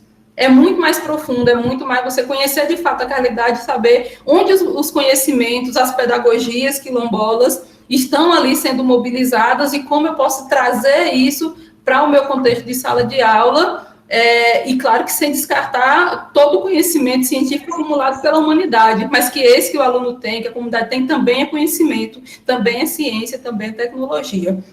E aí é um pouco dessas reflexões que eu venho fazendo aí nessa minha trajetória de quilombola, professora e estudante e pesquisadora. Bom, eu acho, deixa eu ver minha cola aqui, eu nem olhei nada, mas eu acho que eu vou fazer um geral do que eu queria conversar com vocês, e aí vamos fazer a troca, que eu ficar aqui só falando também não ajuda muito. É isso, Nádia. Beleza, Shirley, muito obrigada. Maravilhosa essa sua trajetória como educadora na educação escolar quilombola, incrível. E eu acho que temos muito que aprender, né? Com essa experiência sua. E eu abro, então... Jéssica, a gente vai passar o vídeo agora ou depois das perguntas? Aí você disse, eu acho que depois, para o pessoal não perder o fio da meada, né? Melhor, né? Agora que Shirley conseguiu esquentar os tambores, a gente vai. Então, vou colocar pronto. o link, ok? Que a gente não colocou antes, porque Shirley estava aí super envolvendo todo mundo, então, para não tirar atenção, eu não ia chegar lá no chat e colocar a lista de presença, tá? Mas Certo. agora, a lista de presença está no chat agora. E eu vou ler a primeira pergunta, então, para a Shirley, enquanto vocês estão dando uma olhadinha, já acessando aí, tudo bem? Espero que hoje Jéssica tenha acertado e não é realista de presença. Se eu errar, vocês me falam, já me perdoam, tá? Mas acho que hoje está direitinho. Shirley, primeiro, parabéns pela sua fala e obrigada por compartilhar o seu conhecimento conosco. E quando você falava, eu só ficava pensando, meu Deus, o Projeto Griot é justamente isso, né? Quer melhorar essa prática, transformar, e eu fico muito feliz de estar aqui nesse local virtual, né? Então, Shirley, conta mais sobre essa experiência da árvore genealógica. Teve alguma descoberta emocionante para algum deles? Então, essa experiência, ela foi feita com a turma que era primeiro ano de ensino médio, porque na época a gente tinha não era MTEC ainda não, era aquelas extensões do Estado que fazem em algumas comunidades, né? E aí, na escola que eu trabalhava, ela tinha essa extensão e recebia estudantes de várias outras comunidades, né? Inclusive de um município vizinho que era Limite. E assim, as comunidades quilombolas, por conta da própria formação de identidade, ela tem essas coisas assim de, eu sou daqui, eu sou diferente de fulano, que é da comunidade tal, né? A gente sempre quer demarcar nossas diferenças. E uma coisa que ficou muito forte, que era o estudante de umas 5, 6 comunidades que tinham lá, foi eles descobrindo as relações de parentesco que eles desconheciam. Então, assim, era muito... E aí... Até Valdélio fala sobre isso na dissertação, ou na tese, que esse território da Beira de São Francisco é um grande território quilombola. Apesar de a gente ter comunidades separadas, mas é um território que se comunica e que você vai perceber trocas, e inclusive essa coisa de parentescos, em comunidades que às vezes nem são tão próximas assim. E foi muito divertido, na verdade, os estudantes perceberem essas suas relações de parentesco que eles não sabiam, um ou outro sabia, mas outros não sabiam, mas de parentesco assim, muito longe, de bisavó, de tataravó, e assim, um conhecia às vezes a mesma história que o outro, porque minha tataravó fazia isso, o outro, a minha também, mas não sabiam que era a mesma pessoa, porque às vezes até se perdia muito, assim, foi muito divertido essa coisa do parentesco, né? Mas tiveram outros, eles contavam muitas histórias, porque o rememorar a árvore genealógica vai trazendo muitas outras coisas, né? Lá tem uma questão muito forte de religiosidade. Apesar deles não... em maioria, você chega na comunidade quilombola, você vai perguntar assim, qual é a sua religião? Você vai ver muito católico e muito protestante, sobretudo das igrejas neopentecostais. E só que assim, quando a gente começa a conversar, aí vai lembrar de um fato de o avô de fulano que tinha um centro. Mas fulano, o pessoal usa muito o termo centro aqui. São centros de Umbanda ou centro de Jurema. Não sei como é que chamam muito, se na região de vocês é mais candomblé, mas aqui é mais o Jurema e Umbanda. Mas na região lá era muito Jurema. E essa ainda é uma história um pouco que as pessoas meio que ainda tratavam no escondido, assim, sabe? O segredo da madrugada, do ninguém vai escancarado e tal. E aí, quando eles começam, teve alguns que puxaram o assunto ainda com receio, de que, porque seu avô batia tambor, não sei o quê. Aí eu já fiquei alerta, né? Porque eu interessada na temática. E aí esse foi um fato que, a partir dessa discussão da árvore genealógica, eu descobri que o avô era, que a mãe era, que tinha um centro, e aí eu fui convidada para ir, foi quando eu conheci, que eu não sabia naquele momento. Conheci um outro, mas esses especificamente não sabia. E aí eu sei que nesse processo a comunidade tinha lá, as comunidades, né, dessas próximas, tinha em torno de 4 ou 5 centros de Jurema, que as pessoas não falavam porque a professora chega aqui vai querer saber de Jurema, de Umbanda, não vai, né? A gente vai esconder isso que não é bonito. E aí, eles sentiram-se, inclusive, à vontade para falar e para contar as histórias quando teve essa percepção também de que eu não tratei com preconceito ou algo do tipo, né? Mas rendeu muita coisa, essa coisa da árvore genealógica. Eu lembrei dessas situações aqui agora, mas rendeu muita coisa. É muito bom, viu, gente? Vale a pena esse trabalho, vale a pena. Maravilhosa essa indicação e toda a história que você traz. Aqui do chat, vocês estão participando muito, o pessoal falou bloco de perguntas, ok, eu estou amando aqui a interatividade, então eu também preciso ler alguns comentários muito preciosos que estão no chat. Por exemplo, o Renato traz aqui, um bom currículo escolar quilombola está alinhado a uma história de dentro para fora, ou seja, se faz necessário conhecer diretamente as realidades e vivências de cada território quilombolas em seus costumes, crenças, culturas, resistências e variáveis, né? Então, diante de um comentário que já reforça tudo que a gente está aprendendo, vou trazer a segunda pergunta aqui para a Shirley, e aí depois eu já abro para alguém que queira fazer uma fala ou uma pergunta para a gente poder tornar dinâmico ainda mais, ok? Shirley, qual a importância do PPP para uma escola que atende educandas e educandos oriundos de comunidades quilombolas? Pronto. Assim, eu acho que o projeto político-pedagógico, mesmo para outras escolas que não sejam quilombolas, assim, fundamental, apesar de a gente, em maioria, tratar como um documento de gaveta, um documento para cumprir um ritual, porque a secretaria pede, porque a direção pede, porque... E, inclusive, foi uma das lutas que eu travei nessas duas escolas que eu trabalhei, quilombolas, que era para tentar fazer um PPP escutando as comunidades. Acabou que eu saí e não consegui concluir esse trabalho em nenhuma das duas por uma série de resistências, né, inclusive da própria gestão, porque nessa época que eu trabalhava em Lapa, as gestões eram indicadas por vereadores, e aí eu era de um grupo político diferente, então tudo que podia atrapalhar meu trabalho, atrapalhavam. Eu sei que vocês devem vivenciar isso também, e foi justamente por isso que eu busquei sair de município. Busquei passar em outro concurso, hoje eu estou na esfera federal, apesar de ter seus conflitos, seus problemas, mas essa picuinha do vereador querendo determinar o que você pode e o que você não pode fazer no âmbito da sua sala de aula, da sua coordenação pedagógica, eu não passo. E era uma coisa que me incomodava e me irritava bastante, né? Mas, voltando para o assunto do PPP, porque, assim, a gente precisa planejar nossas ações. E assim, o projeto político-pedagógico, ele vai dizer qual é o objetivo de educação que a gente quer. E ele vai ser traçado não pela coordenadora pedagógica ou pela direção da escola, ele precisa ser discutido com a comunidade, para a comunidade dizer que educação é que ela quer para suas crianças, para os seus jovens.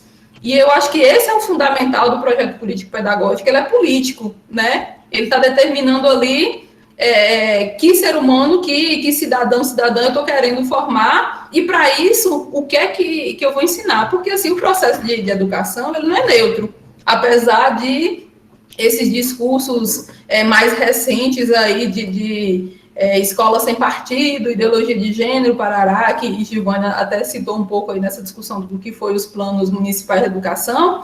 Nosso processo de educação, ele não é neutro, ele nunca vai ser neutro, porque a gente escolhe determinados conteúdos. E por que a gente escolhe determinados conteúdos e outros não? Por que a gente, nos nossos livros, em maioria, agora mais recentemente mudando, mas tem toda uma trajetória de história europeia e não tinha de história africana, quando mal tinha uma citação sobre escravidão? Isso é político, isso não é neutro, isso tem uma intencionalidade. O porquê de determinados textos, de determinada literatura ser priorizada e as literaturas construídas nas comunidades, por exemplo, não. Isso tem um objetivo, isso é político. Então, as escolhas de como vai ser dada a minha aula, de qual conteúdo eu vou dar, de que estratégias metodológicas eu vou priorizar, isso é político. E essa determinação, eu acredito que ela não tem que ficar a critério de cada professor, de cada professora. Por mais que a gente tenha autoridade pedagógica dentro da nossa sala de aula, a gente está ali para seguir um projeto político que é comunitário, que não é da minha cabeça, que não é da minha concepção, que não é do meu entendimento, tem um projeto. E aí eu acho que o PPP, a grande questão do PPP é justamente essa. É a gente saber qual é o nosso rumo, senão a gente só segue livro didático. A gente só vai seguindo a sequência do livro didático, que é o livro didático que está dizendo que sociedade eu quero formar, que ser humano eu quero formar.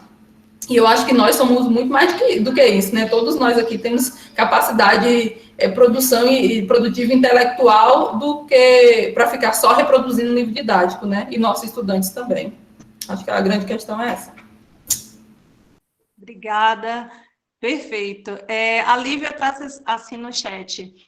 E por isso é muito importante ter professores e gestores da própria comunidade. E ela ainda reitera que municípios que muitas vezes nem falam em educação escolar quilombola só estão abertos para receber as verbas. Passar a fala agora para quem está com a mãozinha levantada aí, professora Eliane. Depois eu volto com mais perguntas e comentários do chat. Boa tarde a todos e todas. Parabenizar a Shirley pela fala. E eu gostaria, eu vi que a sua tese, não li, mas eu vi agora, sobre a questão da educação. O título é Educação Escolar Quilombola, as pedagogias quilombolas na construção curricular. E eu queria te fazer uma pergunta, que é uma observação que eu faço nessa questão da educação escolar quilombola. A nossa sociedade ela tem, na educação formal e acadêmica, a visão de conhecimento. Então, as pessoas acham que somente a academia produz conhecimento. E faz uma diferença, uma distinção entre o conhecimento acadêmico, científico, e o conhecimento da prática, que para mim não é saber e fazer, é conhecimento também. Essa visão dos professores, das coordenações e da gestão não dificulta esta visão de conhecimento da comunidade como um processo genuíno de conhecimento e que deve entrar na escola, não como algo, como um apêndice ou como um momento específico, mas como realidade, como conhecimento. Quando você construiu a sua dissertação, você se deu conta disso, dessa grande dificuldade de ver este conhecimento como um conhecimento real, como você falou, aprende a fazer fazendo, isso é conhecimento e não um saber ou um fazer apenas. Você constatou isso como dificuldade para a implementação da educação escolar quilombola, que eu acho que vai ser uma revolução na educação quando isso se cumprir. Pronto, perfeito. Obrigada, Eliane. É isso mesmo, assim, essa ideia de achar que o que as pessoas produzem nas comunidades vai ser só esse apêndice, só esse acessório, é só dar o exemplo, é só usar como um dia específico para ir lá, e não entender como base mesmo, como tem ali uma estrutura de conhecimento muito profunda, inclusive.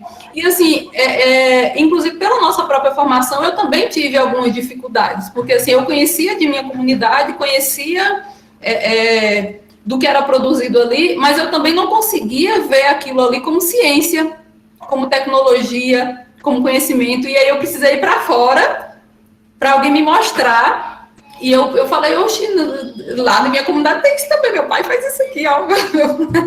E porque às vezes a gente está tão formado nesse olhar viciado de que conhecimento é só aquilo que é feito lá no laboratório, ciência também é só feito no laboratório, é só feito na academia, que muitas vezes a gente não consegue mudar esse olhar, né? Tem gente que chama de decolonizar, descolonizar, mas assim, de ter esse olhar fora do que foi colocado para a gente, do que é ciência, do que é tecnologia, do que é conhecimento. Então, assim, o pessoal está lá o tempo todo fazendo uma série de instrumentos tecnológicos, por exemplo, para plantar a mandioca, colher, rapar a coisa, moer, transformar em farinha, transformar em tapioca, e a gente não dá conta. Eu levei uma vez uma amiga minha de filosofia, para passar uns dias em casa, e aí estava na época de tirar a tapioca, de rapar mandioca, da colheita de mandioca, né? Ela ficou tão assim, abismada com tudo, assim, tão encantada com tudo, que eu falei assim, ai, como assim? E aí conversou com uma colega de alimentos, que é engenheira de alimentos, e aí ela já viu no processo de fazer a tapioca, o processo químico, não sei o que, ela foi me falando um monte de coisa, sabe? Da decantação, da não sei o que, e eu fiquei assim, assim, a gente faz isso nas comunidades naturalmente, mas aquilo ali é cheio de ciência, é cheio de tecnologia, é cheio de coisa que às vezes o pessoal tem que ir para a universidade, para o laboratório testar e fazer, e a gente está fazendo. Na prática, a gente às vezes não consegue perceber, porque a gente foi educado com um olhar muito fechado para isso. Então, não é um processo simples, não é dizer assim, olha, gente, a partir de agora vocês vão lá fazer educação quilombola, que é fácil. Exige estudo, exige a gente querer fazer, exige a gente olhar para a comunidade com outro olhar, e a gente olhar com um olhar sensível para o nosso estudante, e ver gente ali, né? E às vezes eu me irritava com alguns colegas que só queriam ir lá ganhar seu salário e ir embora, e não viver aquilo, e não ver gente ali na sala de aula. Nosso salário é bom, é importante, precisa melhorar, inclusive, mas a gente precisa entender que trabalhar com educação não é como você sentar num caixa de supermercado e só passar o produto e dar o troco, não, gente. É extremamente complexo, é extremamente complexo. E ter noção dessa complexidade do que é nosso trabalho exige estudo constante, exige conhecer o aluno, conhecer a comunidade, conhecer uma série de coisas. Então, assim, é profundo, mas é bom demais. É isso, eu falo demais, viu, gente? Vocês me cortam se precisar. A gente não corta, Tá não. ótimo. Deixar. A gente aqui não consegue cortar, porque a gente também está encantado. O pessoal no chat está falando que a explanação está maravilhosa. Eliane respondeu direitinho. Quer complementar algo?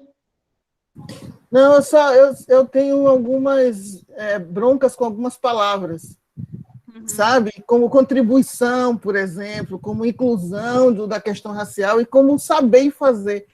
É tecnologia pura, é ciência, é conhecimento, não é só uma prática do fazer, é uma construção de gerações e gerações. Então, é conhecimento e tecnologia que a gente precisa estar dando esta ênfase para que as pessoas que estejam lá também comecem a ver isso como algo com substância. Perfeito. Obrigada. Maravilhoso. Eu fico dividida porque eu também sou outra que fala muito, Shirley, mas eu tenho que me focar no chat, eu tenho que reproduzir a fala das pessoas, então eu não estou falando. Mas tem mais uma pergunta aqui para você, que é qual a importância de espaços como esse para ADIs, funcionários da secretaria, da cozinha, da limpeza, da portaria, enfim, de toda a escola, além do foco em professores ou professoras e gestão e coordenação da escola?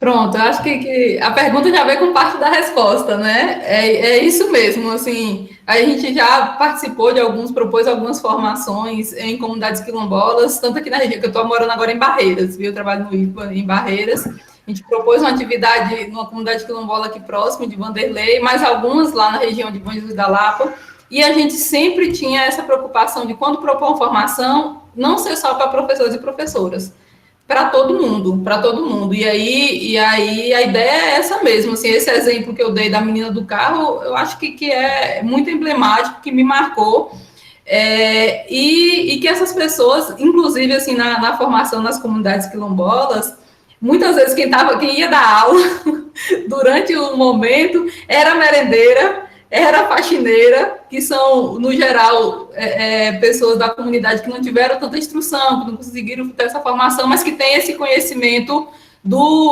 das vivências mesmo, da comunidade. E quando a gente levava algum debate, era quem mais falava, era quem mais trazia os exemplos, quem mais trazia as histórias, muito mais do que as professoras e professores, às vezes, que não eram da comunidade, ou que não tinham uma vivência tão profunda. Então, são pessoas que precisam estar presentes, não só para aprender, no sentido de você vai dar um curso, eu vou ali aprender, né? Mas que também estão ali muito mais ensinando, né? A gente ensina e aprende o tempo todo, mas estão ali muito ensinando também. E, assim, esse caso do motorista, por exemplo, era alguém de fora da comunidade e tal, mas que, em grande parte, a gente tem muito esse pessoal do que a gente chama de apoio, ser também da comunidade, muitas vezes conseguir ensinar e conseguir ter outras percepções dos conflitos, das relações raciais, muito mais do que quem está na sala de aula, né? Então, acho que é importante trazer, inclusive, para essa troca, porque é conhecimento para a gente também, que essas pessoas trazem. Perfeito.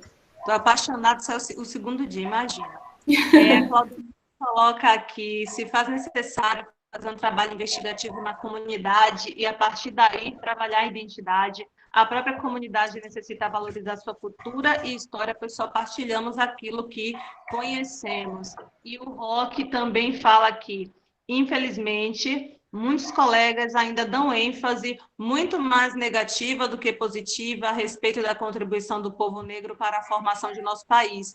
Essa era para ser uma formação a nível de rede. Parabéns aos organizadores.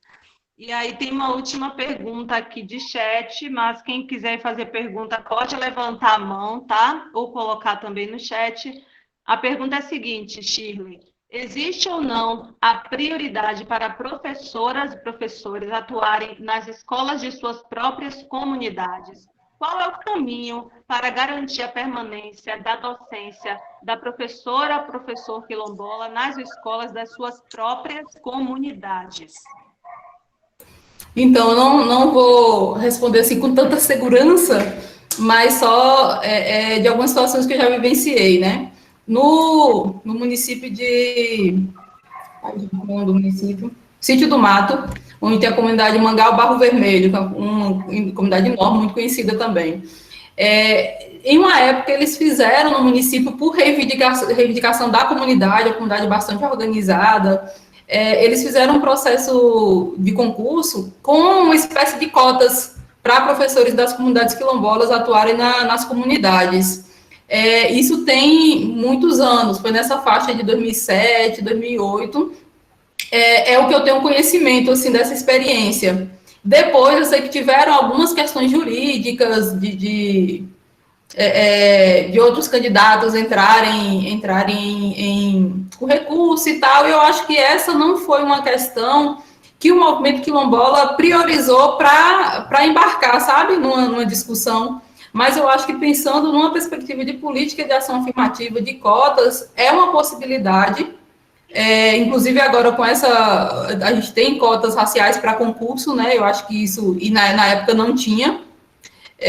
Eu acho que isso é uma questão que pode dar uma brecha, um importante, mas isso, eu acredito que seja uma disputa jurídica que a gente precisa encarar ainda em como luta e pauta de movimento quilombola. E é importantíssimo, assim, porque as comunidades que... não é garantia de que vai ter uma educação escolar quilombola se o professor for da comunidade, porque os professores da comunidade também são formados numa perspectiva diferente do que é o ideal, né? Mas é uma possibilidade muito maior, porque é uma pessoa que já vai ter um entendimento, um engajamento, um conhecimento da vivência daquela comunidade e que vai permanecer na comunidade. Eu acho que essa é a grande questão, pelo menos no contexto em que eu vivo, é essa rotatividade de profissionais. Então, a gente já fez várias formações de comunidade quilombola, e você dá uma formação esse ano, no outro ano o professor já é outro, você tem que dar de novo. Então, assim, você não consegue ter uma coisa contínua, você não consegue construir algo tão consistente por conta dessa rotatividade. Sobretudo nas comunidades que são mais afastadas da cidade, né? As comunidades mais próximas passam menos por isso, porque o deslocamento e tal. Nessa do Rio das Anjos mesmo que eu trabalhei, a gente conseguiu ficar um grupo lá um bom tempo, porque a comunidade era muito acolhedora, a gente se vinculou e tal. Até filho eu fiz lá, vocês têm noção do acolhimento. Mas é uma comunidade extremamente distante, não é distante, na verdade são 64 quilômetros da cidade. Mas é uma estrada que você passa 4, 5, 6 horas para chegar na cidade, tão ruim que é. Então, assim, são questões que dificultam. Então, eu acredito que é uma saída importante essa de você pensar o professor da comunidade. Hoje, por exemplo, as notícias que eu tenho de lá é que quem fica são os professores da comunidade contratados, não ficam professores concursados. Aí o que é que eles já fazem? Contratam por um período ali de 6, 5 meses, encerram o contrato e essas pessoas ficam sem garantia trabalhista nenhuma, e aí renova o contrato no outro ano. Então, sem muitas condições de trabalho, com um salário extremamente inferior, geralmente um salário mínimo, o que eles pagam nessa condição de contratados. Agora, na pandemia, grande parte foi demitida de quem era contratado. Então, o professor efetivo, com seus direitos trabalhistas garantidos, com suas condições de trabalho muito melhor, eles não ficam. E os da comunidade, em alguns momentos, tem essa dificuldade de passar nos concursos, quando toda a trajetória de educação de má qualidade que é dada nas comunidades rurais, de modo geral, no Brasil inteiro, não é privilégio nem dos quilombos, nem da Bahia, infelizmente, mas tem essas questões, sim. Eu acho que esse é um caminho de uma pauta, assim. Se tiver alguma outra experiência nesse sentido de garantir essas vagas, eu fui para a linha das vagas específicas, né? Eu acho que da permanência vai muito mais do que isso, mas eu fui da linha de garantir vagas para professores da própria comunidade. Se alguém tiver alguma outra experiência que puder compartilhar também, seria interessante. Muito bom. Vou colocar aqui algumas falas que surgiram também no chat. A Otanísia disse, há um tempo atrás, eu também não conhecia, mas agora sei da importância do movimento quilombola. Nádia Cardoso diz, Shirley, conta mais sobre essa comunidade que foi reconhecida como quilombola a partir da escola. Pronto, é a comunidade de Peroba. Acaba que depois que eu saí de lá, de Bom Jesus da Lapa, eu perdi um pouco o contato com a comunidade em si. Na verdade, tenho um monte de aluno no Facebook, mas, assim, não tive tanto mais contato. Mas, assim, o processo, ele foi feito a partir dessa experiência nossa da escola e de investigar mesmo a história da comunidade, conhecer mais, e a partir daí a gente começou a fazer reuniões da comunidade, né, com o movimento quilombola. Eu até brinco com o pessoal, com o Tom, porque foi eu e Tom que fizemos esse enfrentamento, né? Não, é nossa comunidade. É nossa comunidade, foi a gente que foi lá para fazer essas mediações para o processo mesmo de autorreconhecimento, né? Atualmente eu não sei como assim, titulação a gente sabe que ninguém mais recebeu, né? De governo Dilma para cá, o processo foi muito emperrado.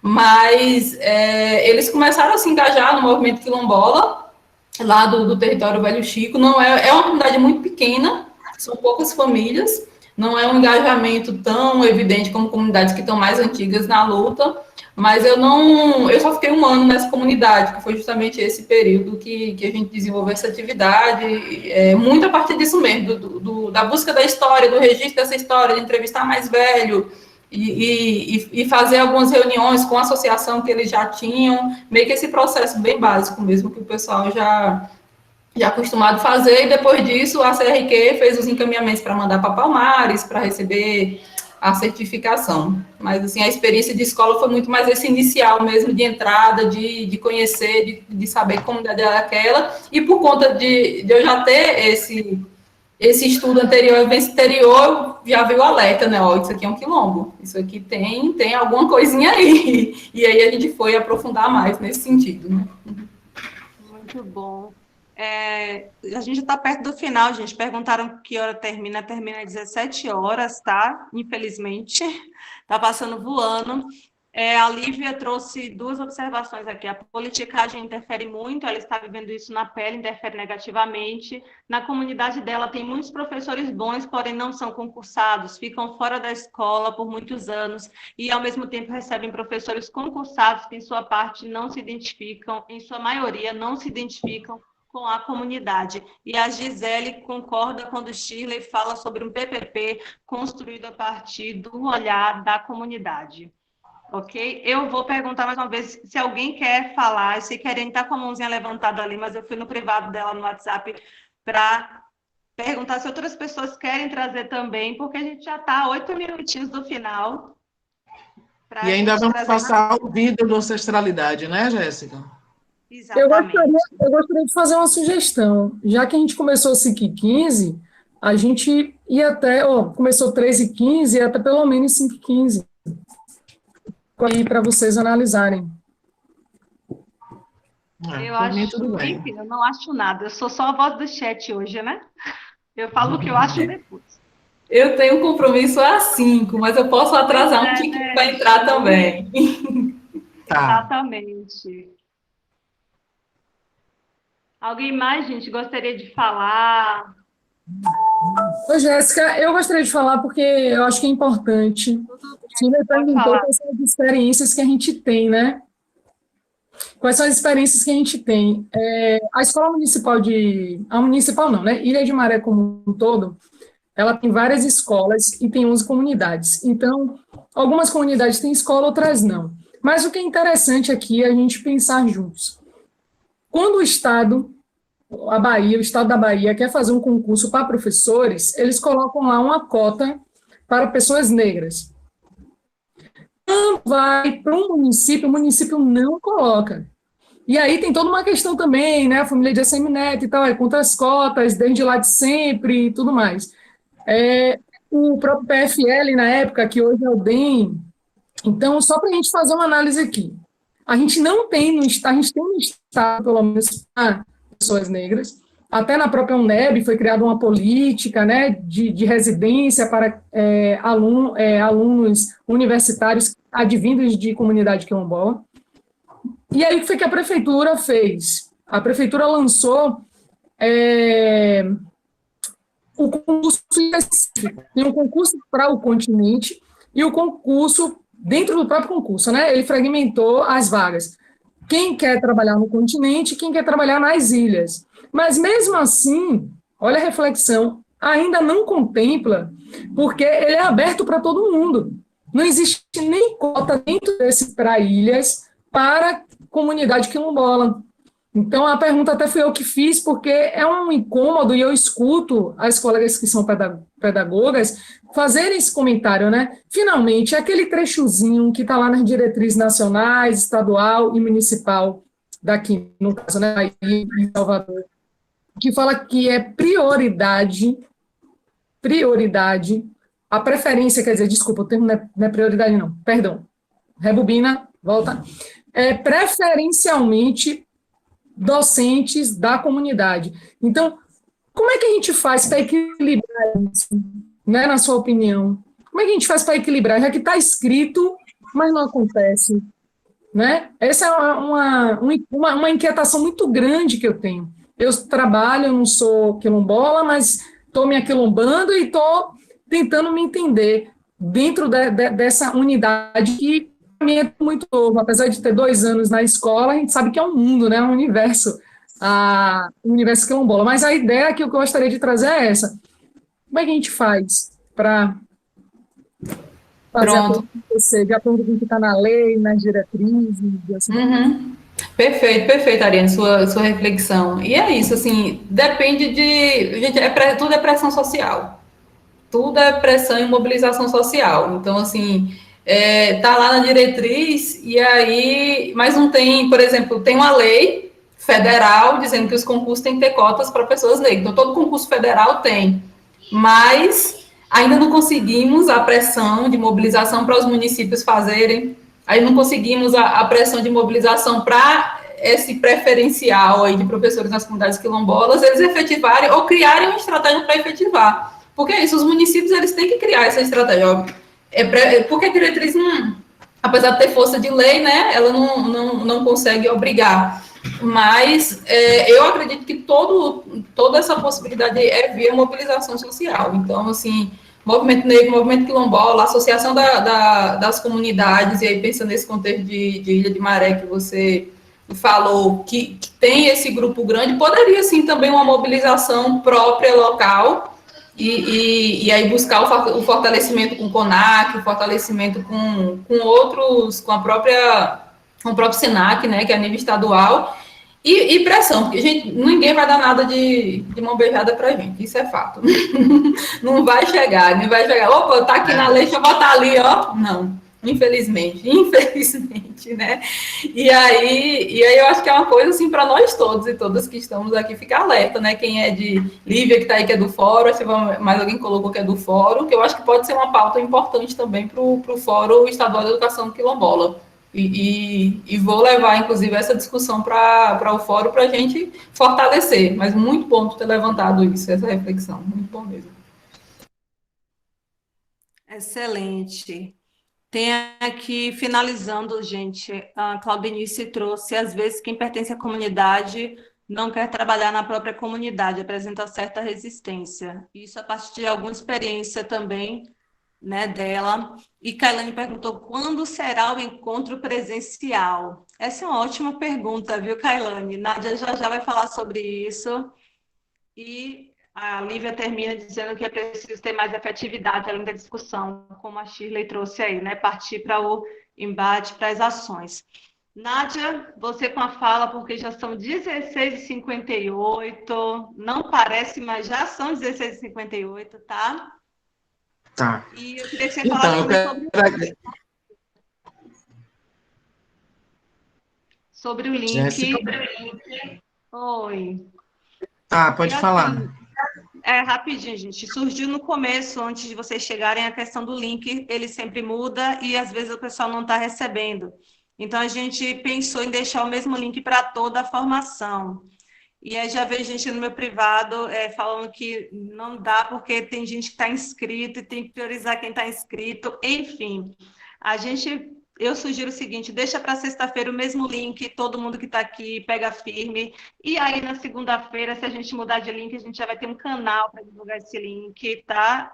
Eu ainda falei do Instagram para a gente deixar sempre na bio, para vocês irem lá buscar, já ter isso certinho, mas tudo vai ser divulgado para vocês, tá bom? Nádia?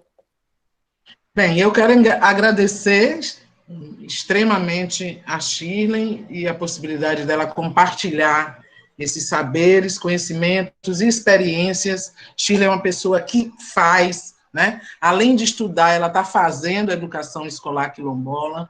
Então, agradecer muito, Shirley, dizer que a gente vai querer você mais vezes, né? E vai querer sempre você por perto. Tive o Fórum Permanente de Educação Escolar Quilombola da Bahia.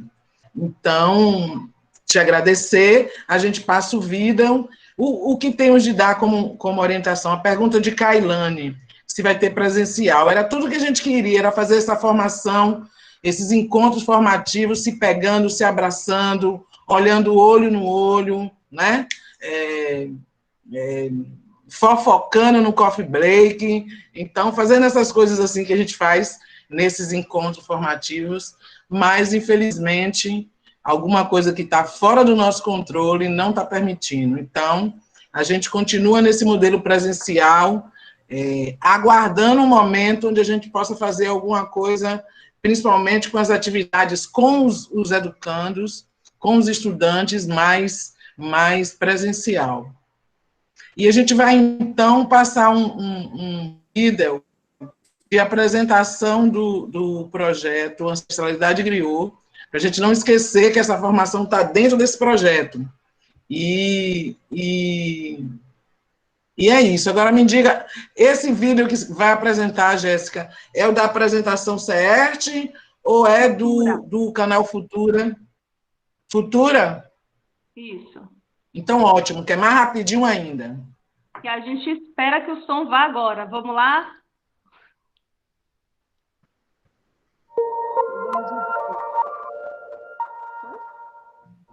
Me senti parte da construção desse novo projeto de Brasil, que tem na equidade, né, o seu grande princípio, a sua grande ética, né? Isso é muito legal.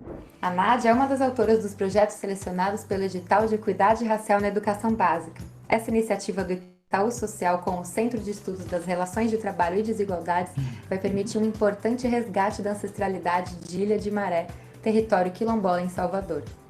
Eu acho que é um projeto que permite a gente contar as histórias das populações negras no Brasil a partir de sua potência, através do mapeamento, construção de um inventário dos bens históricos, epistemológicos, culturais de Ilha de Maré, né? E produção de um acervo digital com suas histórias, culturas, lutas, saberes, para disponibilização nas plataformas digitais, né? Permitindo que as escolas das comunidades quilombolas possam acessar e trazer para suas salas de aula essas histórias.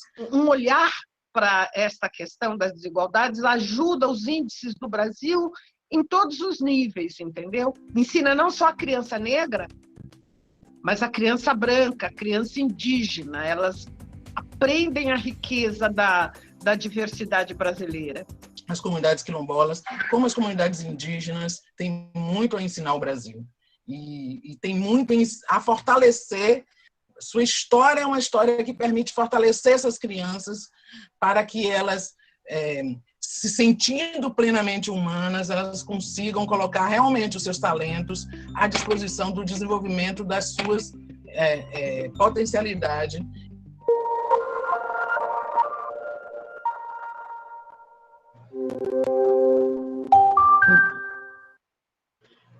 Então é isso, gente. É nesse sentido de fortalecer as nossas crianças e adolescentes quilombolas que a gente está fazendo essa discussão aqui, esses papos, esses encontros formativos griot. E hoje a gente contou com duas griots, né? Givânia Silva e Shirley Pimentel. Vamos tê-la de volta, então não fiquem tristes, porque elas vão voltar. Dizer também que, não sei se a professora Maria Senhora está aí, ela estava, mas a internet dela está caindo. Se tiver, ela ficou de fazer uma performance para a gente terminar. Professora Maria Senhora, a senhora está presente? Ela me disse aqui que estava caindo. Mas se ela não tiver hoje... Ô, Nádia. Tá, que bom. Ela está com o Luque Gonçalves, não? Oi? Oi? Foi eu, Nádia. Ele disse que ela está como Luque Gonçalves. Ela está como um Lu Gonçalves. Então, professora Maria Senhora, quer com a palavra. Certo, então, boa tarde, né, a todas. Sou Maria Senhora, aqui do território quilombola, Águas do Velho Chico, Orocó, Pernambuco, do Sertão São Francisco.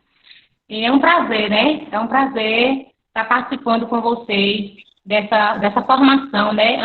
Ancestralidade griot. Isso é muito importante porque está falando da raiz, né? Das sementes, da nossa origem. Como o meu celular já tá descarregando, eu vou só falar o meu cordel do Nádia. E a gente... E vou pedir com o meu cordel e dizer a vocês que vamos nos aquilombar sim, vamos nos aquilombar sempre, né? E o meu cordel diz mais ou menos assim. O território Velho Chico é rico em diversidade, ele é constituído por 5 comunidades. É um posto de memória, lugar de muitas histórias de nossa ancestralidade. A luta dessa semente vem da força feminina. Começou com as Marias, descendentes heroínas. Quebrando preconceitos que lutamos por direitos e seguimos nessa rima. Temos que despertar os currículos das escolas. Os livros têm que mostrar as mulheres quilombolas. O nosso protagonismo é arma contra o racismo e ações escravatórias. Sou negra, sou quilombola e não aceito preconceito. Não estou pedindo, eu exijo mais respeito. Vejo na televisão o racismo escancarado. Quero cadeia para sujeito ultrapassado. Chega dessa história de achar que é normal. Tirar as nossas vidas é notícia em jornal. O teu preconceito não enxerga a minha dor? Esse é o recado que eu te deixo, seu doutor. Aqualtune e Dandara. Aqualtune e Dandara são exemplos de bravura. Guerrearam em Palmares contra toda escravatura. E nos deixaram esse legado como forma de recado para as gerações futuras. Anastácia, Cotirene e Teresa de Benguela. Recebo os agradecimentos das mulheres quilombelas. É preciso aquilombar os espaços ocupados e honrar o nome delas. Sou negra, sou quilombola, e vincado através desse cordel. A nossa literatura faz tremer as estruturas como vento em carrossel. Vou ficando por aqui, agradeço a atenção. Unidos somos mais fortes contra toda a opressão. Quebraremos as correntes, plantando novas sementes no terreiro do sertão. Vamos nos aquilombar, minha gente, e educação quilombola sim, porque o Brasil é quilombola e nós temos que nos aquilombar e nos desafiar a replantar novas sementes, que são nossas crianças, que são nossos jovens, né? que são o nosso Brasil, que é formado por mulheres negras, que tem muita história para contar. Então, muito obrigada, viu, Nádia, por essa oportunidade. E eu estou aprendendo muito com vocês nessa formação Ancestralidade Griot. Eu que agradeço, professora Maria Senhora. Sempre estar contigo é um prazer enorme. Obrigada. Então, gente, com isso a gente encerra. Dizer para vocês que continua esse nosso aquilombamento, né? Na sexta-feira.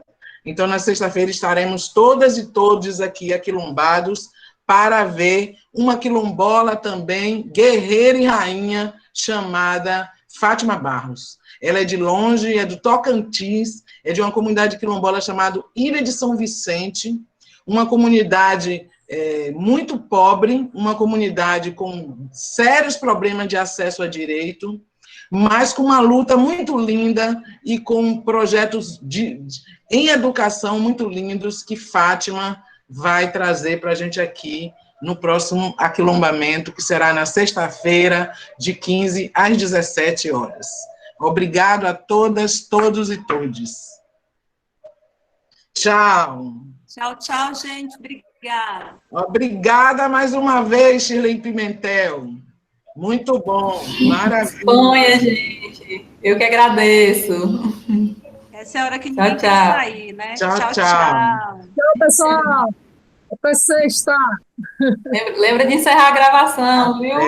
Eu aqui da tecnologia. Poxa, obrigada, Shirley. Se você não fala, eu esqueço. Obrigada.